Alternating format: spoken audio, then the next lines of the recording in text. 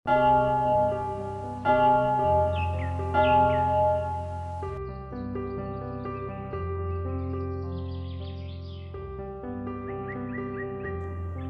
nama Bapa dan Putra dan Roh Kudus. Amin. Salve, umat Allah yang terkasih. Selamat jumpa kembali dalam program Gema Paulus, edisi Jumat 6 Februari 2026, bersama saya, Pastor Dan Klau OFM. Dengarkanlah firman Tuhan hari ini. Pada waktu itu Raja Herodes mendengar tentang Yesus, sebab namanya memang sudah tenar dan orang mengatakan, Yohanes Pembaptis sudah bangkit dari antara orang mati.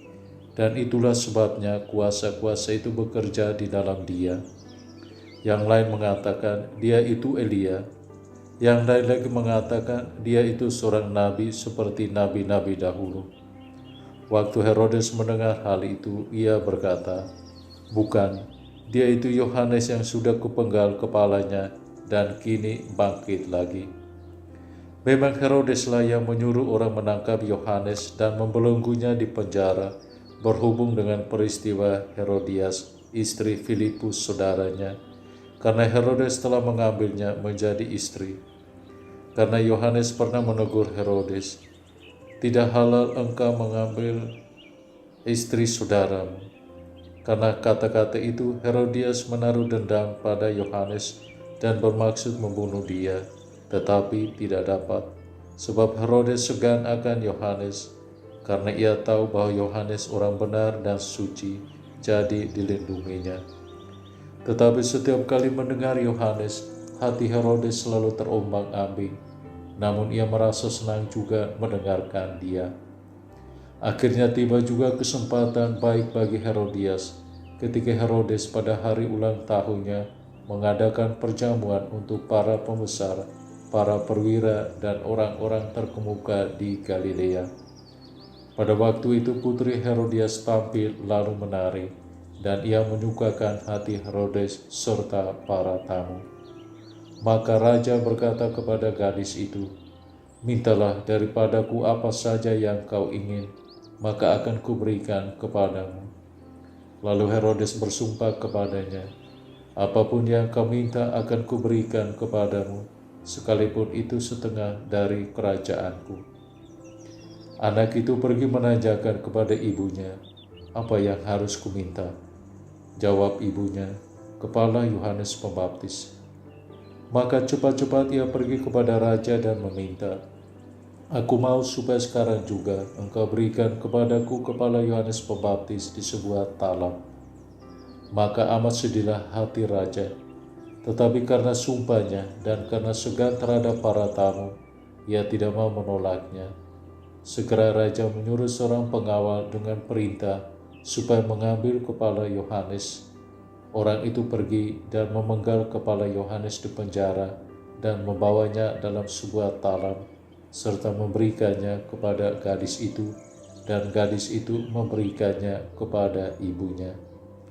Murid-murid Yohanes mendengar hal itu datang dan mengambil jenazahnya, lalu membaringkannya dalam makam. Demikianlah firman Tuhan. Saudari dan saudara terkasih, Injil hari ini mengisahkan kematian Yohanes Pembaptis, seorang nabi yang setia pada kebenaran, namun harus menghadapi konsekuensi yang pahit. Yohanes Pembaptis berani menegur Raja Herodes karena hidupnya yang tidak sesuai dengan kehendak Allah. Keberanian ini lahir dari kesetiaan kepada kebenaran, bukan dari keinginan mencari aman atau menyenangkan manusia. Herodes sebenarnya mengetahui bahwa Yohanes adalah orang benar dan kudus. Ia bahkan merasa segan dan senang mendengarkan Yohanes, namun hatinya terbelah antara kebenaran dan tekanan situasi. Ketika berhadapan dengan gengsi dan tekanan lingkungan, Herodes memilih mempertahankan harga diri daripada kebenaran. Kisah ini menunjukkan betapa lemahnya manusia ketika iman tidak disertai keberanian untuk mengambil keputusan yang benar. Saudari dan saudara terkasih, Herodias dan putrinya menggambarkan kekuatan ambisi, dendam, dan manipulasi yang dapat menghancurkan hidup orang lain. Kejahatan tidak selalu tampil kasar, tetapi sering tersembunyi di balik hiburan, kekuasaan, dan kepentingan pribadi. Ketika hati dikuasai oleh ego dan hawa nafsu, suara nurani menjadi tumpul dan kebenaran dikorbankan.